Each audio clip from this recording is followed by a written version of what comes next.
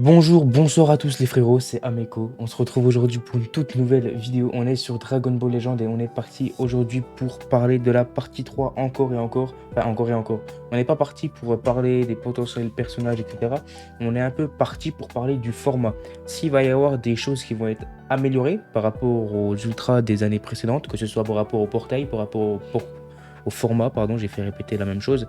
On est parti pour voir tout ça. Je vais vous donner ce que je pense qu'il va y avoir, ce qui est le plus probable également d'avoir.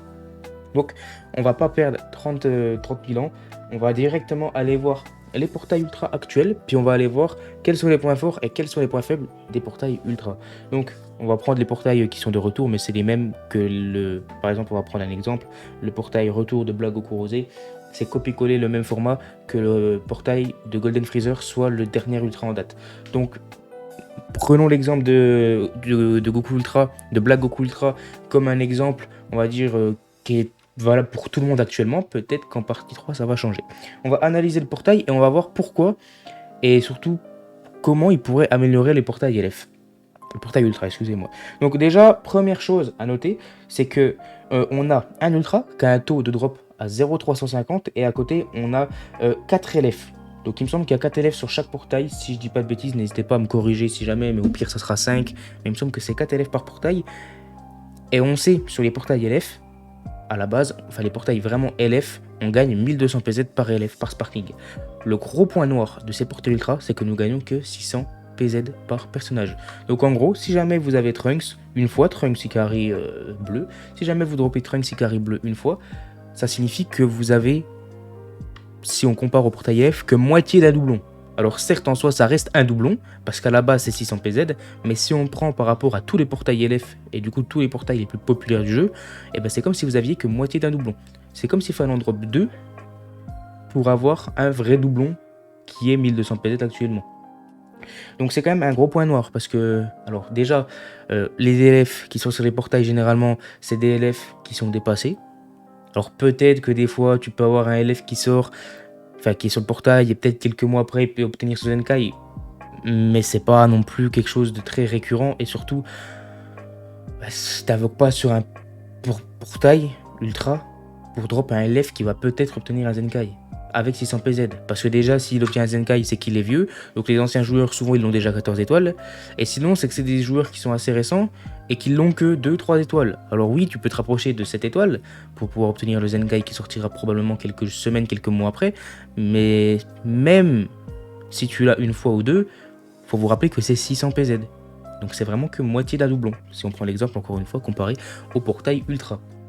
Ensuite, les LF, comme je l'ai dit, qui sont pas forcément intéressants, peut-être qu'on pourrait avoir une amélioration par rapport à ça. Moi, je vais vous donner le portail idéal, le portail dont je rêverais pour les ultras à partir de maintenant. Alors peut-être pas tous les ultras, mais les ultras de célébration, pour moi, il y a un format, genre c'est limite le rêve. Genre t'invoques sur le portail ultra, t'es pas en mode ok, je vais me faire pisser dessus si j'ai pas l'ultra. Non, t'es en mode ok, j'ai peut-être pas eu l'ultra, mais ma box elle a pris un up de fou.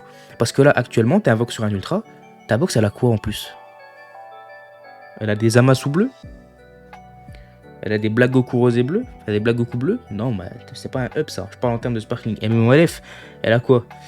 Un Black Goku LF rose, enfin violet? Non, mais les gars, faut être honnête. On n'a aucun up en invoquant sur les portails. Alors encore une fois, je prends l'exemple de Black Goku Rosé.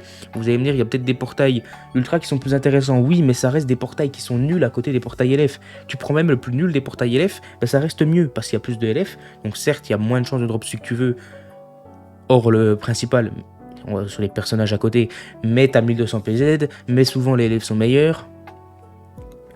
Là actuellement, je suis désolé, mais pour moi c'est catastrophique les portails ultra. Donc pour moi, on va prendre une base.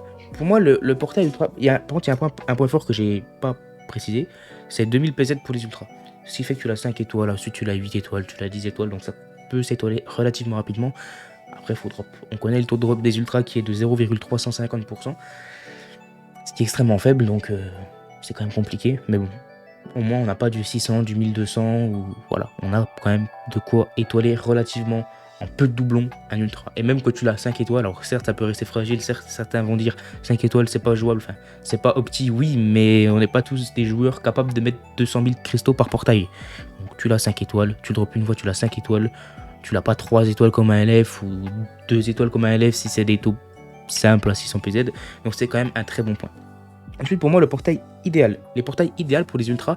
Alors, s'ils le mettent en place, ou s'ils mettent quelque chose de similaire, s'il y a un up pour les portails ultra, pour moi, ça sera pas sera pas tous les portails ultra, ça sera vraiment que les portails ultra de célébration, pour le moment. Pour moi, qu'est-ce que j'aimerais qu'il arrive? Pour moi, c'est vraiment le portail de rêve. Pour moi, c'est très peu probable que ce que je vais vous dire va arriver parce que ce serait un up de fou furieux. Vraiment, ce serait un up de fou furieux. Mais c'est t'as le nouvel ultra, donc taux à 0,350 peut-être. T'as un ultra à côté qui revient. Donc, prenons en compte prenons un exemple. Imaginons on a Gogeta 4 en partie 3. Ta Gogeta 4, c'est idéal pour revenir Gogeta Blue, enfin Gogeta SCJ de type bleu, le premier ultra invocable. C'est idéal parce que c'est deux personnages qui ont un lien parce que c'est deux fusions, c'est deux Gogeta, donc c'est un lien. Donc tu peux refaire revenir le Gogeta. À quel taux? Est-ce que tu le mets au taux d'un LF lambda 0,3, 0,500, 0,5? Est-ce que tu le mets encore plus bas que l'ultra de base comme pour suivre pour les portails LF, hein, les LF à côté sont plus basses que le LF vedette. Alors là, peut-être que s'il y a un autre ultra qui arrive, l'ultra à côté sera plus bas que l'ultra vedette. Donc ce qui ferait 0,250. Ce qui est quand même très très peu. Déjà que 0,350, c'est vraiment insane comment c'est nul à chier. Mais alors 0,250, vous imaginez même pas. Mais bon, déjà c'est une amélioration parce que tu te dis, tu passes de 0,350 à 0,500 à 0,600 même taux de drop à un ultra, ça peut être quand même intéressant. Donc même si c'est un ancien ultra, on le sait, les ultras commencent à obtenir des items des items ultra qui sont proches d'un up digne de la Zenkai. Tu te dis peut-être que Gogeta aura un item, peut-être que Gogeta bleu SCJ, le premier ultra invocable, aura un item prochainement, pas très prochainement, peut-être au Legend Festival, peut-être aux 7 ans, je sais pas, mais ça peut être un bon investissement pour ceux qui l'ont puis pour ceux qui l'ont pas. Imagine, t'arrives à avoir 2 doublons du Gogeta bleu, bah les gars, faut être content parce qu'on sait que c'est 7 étoiles pour pouvoir lui donner son item. Alors si t'arrives à l'avoir double fois, donc 8 étoiles, bah tu sais que lui, le jour où il aura son item, tu seras très bien, tu seras excellent. Et tu sais aussi que t'as pas invoqué sur le nouvel ultra, donc on a pris par exemple Gogeta 4 de la P3, on sait que tu n'auras pas invoqué que pour lui. Et donc si tu l'as pas, et bah, tu as d'autres probabilités de chance de mettre bien ta box. Parce que actuellement, si tu invoques sur un portail ultra, tu n'as rien. Si tu te fais shaft. Si tu te fais shaft le nouveau perso. Donc là, on partirait du principe qu'ils font revenir un ultra, peut-être dans l'ordre, ou peut-être pas dans l'ordre, peut-être par rapport au lien. Mais à ce compte-là, il faut qu'il y ait toujours un lien direct ou indirect avec un des ultras. Mais là, par exemple, si tu as Gogeta 4, bah, ils peuvent te faire revenir Gogeta bleu, voilà. Si tu as Golden Freezer, ils peuvent te faire revenir Broly, par exemple. Pourquoi? Parce que, pourquoi j'ai dit Golden Freezer? Si tu as Gatai Zamasu, pardon, en ultra, ils peuvent te faire revenir Broly, parce que c'est deux ennemis puissants, etc. Donc voilà, n'hésitez pas à me dire si ça c'est quelque chose qui vous chauffe d'avoir un retour d'ultra. Je pense que beaucoup vont me dire que oui. Il n'y en a pas beaucoup qui vont me dire que non. Si j'en vois des qui me disent que non parce que ils sont nuls, oui mais frérot, c'est du bonus. Tu vas pas cracher sur un ultra gratuit comme ça. Enfin gratuit, tu m'as compris. Ensuite, autre amélioration, PZ de LF x2. C'est indispensable. Là tu invoques, tu as des LF, t'es pas content. T'es pas content. Enfin, t'es content, mais je veux dire, t'as l'impression d'avoir que moitié. Genre, il a coupé leur tour en deux. Du coup, PZ, LF x2. Et ensuite, tu mets soit plus de LF. Pour moi, j'en mettrais au moins 6. Donc, j'en rajouterai 2. J'en mettrai au moins 6. Et je mettrai des LF plus récents. Alors, je mets pas Nappa. Par exemple, sur le portail de Gogeta 4, je mets pas Nappa. Je mets pas, je sais pas, Cell. Je mets pas Baby Vegeta. Je mets pas Kid Goku GT, tu vois. Mais au moins des personnages qui datent d'avant le Legend Festival. Au moins, comme un Pyquan Revive, même s'il est sorti sur la P1, sur la P2, pardon. Ce genre de personnage. T'essayes de mettre des personnages assez récents. Pas des personnages qui datent d'il y a 5 ans, on en a rien à faire. Franchement, invoquer sur un retour d'ultra pour dropper Super Vegeta, Evo, enfin Vegeta, Vegeta quoi, ou Vegeto Blue, bah, j'en ai plus rien à faire. Et encore, vous allez me dire, Vegeta il a obtenu son item, oui, mais partons du principe que quand il est sorti, bah, Vegeto n'avait pas d'item. Donc pour moi, c'est catastrophique les ultras, les LF qu'il y a sur les portails ultra. Donc peut-être rajouter 2 LF, tu laisses peut-être 4 LF qui sont nuls, même 5, et tu ajoutes au moins un LF qui peut être intéressant.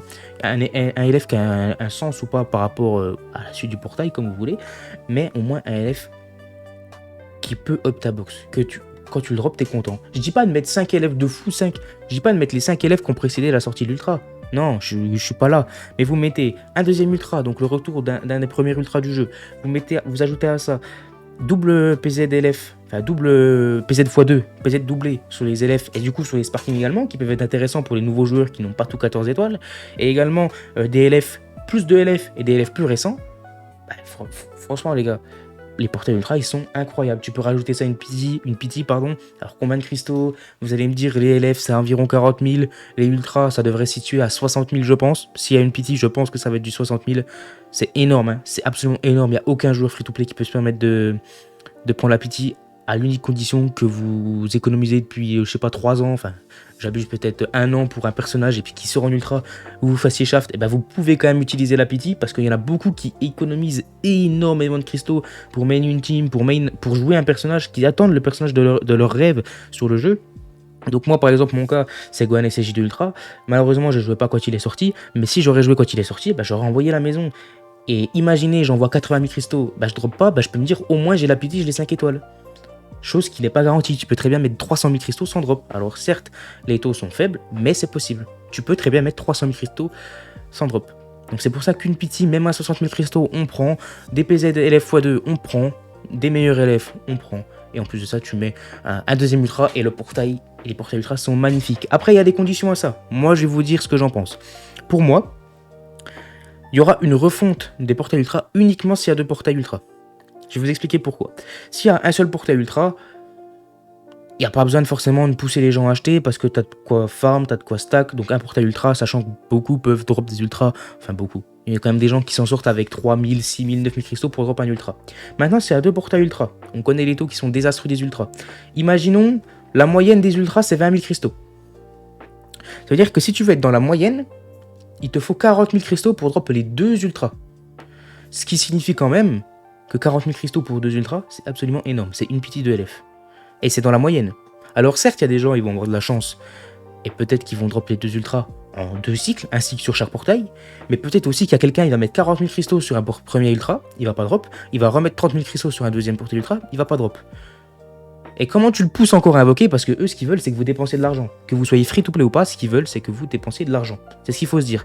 Donc qu'est-ce qui peut vous pousser à invoquer sur 2 ultras pour avoir les 2 et avoir d'autres choses de up the box? Et ben c'est de faire des portails ultra de fou. S'ils font des portails ultra de fou, forcément vous allez avoir envie d'invoquer, même si l'ultra il vous hype pas tant que ça. Pourquoi? Bah parce qu'il y aura un deuxième ultra à côté. Pourquoi? Parce qu'il y aura PC LF x2. Pourquoi? Parce qu'il y aura d'autres LF plus intéressants. Pourquoi? Parce que les sparklings seront plus récents. Ça peut être une idée. Après, peut-être qu'ils vont pas faire revenir de deuxième ultra. Pourquoi? Je vais vous expliquer ça. Mais à la place d'un deuxième ultra, peut-être qu'ils peuvent faire des sparkings à 1% pour les ultras. Par exemple, on a un Goku SSJ4. Enfin, un Gogeta SSJ4 Ultra, on va reprendre le même exemple. Pourquoi pas avoir un Oob ou un Majoub en sparking à 1%? C'est quelque chose qui pourrait être bien, ça apporterait du contenu, ça apporterait quelque chose à drop. Tu sais que si tu drops pas le nouvel Ultra qui vient de sortir, tu peux drop le sparking à 1% qui vient de sortir. C'est aussi une nouvelle unité. Alors certes, t'es dégoûté si t'as que lui, mais tu préfères quoi? Avoir que le sparking à 1% ou ne rien avoir? Je te dis pas, me dis pas, je préfère ne rien avoir parce que t'as le seum de pas drop. Peut-être que sur le coup, oui. Mais crois-moi que si jamais, avec du recul, une semaine après, tu te diras peut-être, putain, je suis quand même content de l'avoir, tu vois. Donc voilà, c'est encore une fois une question de point de vue. Et pour moi, c'est quelque chose de très important. De up ses portails ultra. Après, autre chose. Bah déjà, s'il y a double portail ultra, on est dans la merde parce que ça veut dire qu'il y aura double portail ultra à toutes les célébrations pour moi. Et ça veut dire qu'on va devoir cracher des cristaux. Ça va être compliqué, les gars. Parce que il y a beaucoup de cristaux à farm durant cette célébration. Mais pas pour double portail LF P1, double portail LF P2 et double portail Ultra P2. T'as beaucoup à farm, oui, mais pour 1 ou 2 portails à la rigueur. 3, 4 si jamais t'invoques un peu. Mais 4 LF plus 2 Ultra où il n'y a aucune pity, je suis désolé, mais il n'y a pas à farm. Faudrait au moins le double. Alors certes, vous allez me dire le double, c'est pas possible, faut qu'ils gagnent de l'argent. Oui, mais je pense que s'ils sortent un portail ultra en P3 et un portail LF en P2, bah ils en faisaient quand même de l'argent. Vous en faites pas pour ça. Hein. Même s'ils faisaient que un portail P1, un portail P2, un portail P3, ils se feraient de l'argent quand même. Faut pas s'inquiéter pour eux. Alors peut-être moins, mais assez pour quand même faire tourner le jeu. Ensuite, pourquoi je vous ai dit tout à l'heure que pour moi, le retour d'un deuxième ultra sur les portails, pour moi, il y a 99% de chance, de risque plutôt, que ça n'arrive pas. Alors je sais que je vous ai peut-être hype par rapport à ça, mais pour moi, ça n'arrivera pas. Pourquoi? La raison, elle est simple. Les ultras, on a vu par exemple avec Omega Shenron, qui commençaient à obtenir des items. S'ils obtiennent des items, c'est qu'ils reçoivent des ups, des très gros ups. Parce qu'on a vu le up de fou qu'a reçu Omega Shenron, alors que c'est un free-to-play. Imaginez, vous mettez un up de la même envergure sur un Gogeta SCJ bleu, le premier ultra invocable du jeu. croyez-moi, le personnage, il va revenir top méta. Mais du coup, un personnage qui revient top méta, est-ce qu'ils vont prendre le risque de le mettre sur un personnage qui est déjà top méta, le nouveau personnage, le nouveau ultra? Non, pour moi, si jamais ils veulent refaire revenir, par exemple, Gogeta Ultra de type bleu, le premier ultra du nom, ils vont le refaire revenir, et pour que les gens invoquent, parce qu'on est d'accord qu'actuellement personne n'invoque sur son portail, à part les fans de Gogeta, et ben pour que les gens invoquent, et ben ils vont sortir un item pour l'ultra. Comme ça, il y aura un portail ultra, l'ancien ultra Gogeta, qui obtiendra son item unique qui sera extrêmement fort, et il y aura un nouveau ultra. Donc il y aura deux portails ultra, enfin un retour et un nouveau. Mais du coup, pourquoi mettre tout sur le même portail s'il peut faire deux portails séparés? Vous voyez, c'est encore une fois une notion d'argent. Tu veux te faire de l'argent, et ben t'essayes de faire invoquer les gens sur deux portails différents. Parce que si les gens peuvent drop tout ce qu'ils veulent sur un seul portail, et ben ils vont pas se faire chier à aller acheter des cristaux pour drop sur un deuxième portail. Alors que si tu arrives à faire invoquer les gens, 30 000 cristaux sur le portail de Gogeta 4 et rien que 10 000 cristaux sur le portail de Gogeta qui a obtenu son item, et ben t'es gagnant. Alors que peut-être que s'il y avait qu'un seul portail, t'aurais mis 30 000 cristaux sur Gogeta 4 et c'est tout. Parce que t'aurais pu drop le Gogeta SSJ sur le portail de Gogeta 4. Je sais pas si j'étais très clair, mais c'est pour ça que pour moi, il faut que, pour qu'il y ait le retour d'anciens ultra sur des nouveaux portails ultra, pour moi il y a une chose. Il faut que l'ultra, même avec son nouvel item, soit nul. Enfin, soit beaucoup, beaucoup moins fort. Dans le sens où, si Gogeta bleu, il a obtenu son item. Imaginez en partie 3, Gogeta ultra bleu, il obtient son item. Et bah peut-être que dans 2 ans, le personnage sera nul, sera devenu injouable, et bah là, par contre, ils pourront se permettre de le faire revenir sur un portail ultra. Sauf s'ils nous ressortent un deuxième item, ou s'ils nous sortent un Zenkai d'item, ou un Zenkai tout court, je sais pas. Ils trouveront probablement des solutions pour se faire de l'argent. Mais voilà, je sais pas si j'ai été très clair, n'hésitez pas à me dire, vous, quel est votre point de vue par rapport à la partie 2, si vous pensez qu'il va y avoir 2 portails ultra, si pour vous il y aura une refonte des portails ultra, et s'il y a une refonte, comment elle se fera? Est-ce que pour vous, ça sera le retour d'un ancien ultra, plus de LF, PZ x2 sur les LF et les sparking, des meilleurs LF? N'hésitez pas à me dire, pour vous, quelles seront les améliorations de portail, parce que si à double portail, ils ne peuvent pas ne pas améliorer les portails. Je ne comprendrai pas comment c'est possible dans leur tête de ne pas améliorer les portails si à double portail ultra en P2. Je ne comprends pas, en P3 pardon. Je ne comprends pas. Donc n'hésitez pas à me dire ce que vous en pensez. N'hésitez pas également à vous abonner à la chaîne en activant la cloche des notifications. C'est un truc de fou. La vitesse à laquelle la chaîne monte, les gars, vraiment, c'est phénoménal. Nous sommes actuellement, attendez, je vais vous dire, nous sommes actuellement à 162 abonnés. On a passé les 100 abonnés il y a 8 jours. Rendez-vous compte de la vitesse à laquelle ça monte. Merci infiniment. Et les gars, hashtag double ultra dans les commentaires. Si jamais vous êtes resté jusqu'à la fin de la vidéo, je verrai qui sont les vrais. Je verrai aussi qui sont les faux du coup. Parce que ceux qui commentent sans mettre le hashtag, on se sait les gars du coup. Hashtag double ultra dans les commentaires si jamais vous êtes encore là. C'était Ameko. N'hésitez pas à poser votre meilleur like. Matana.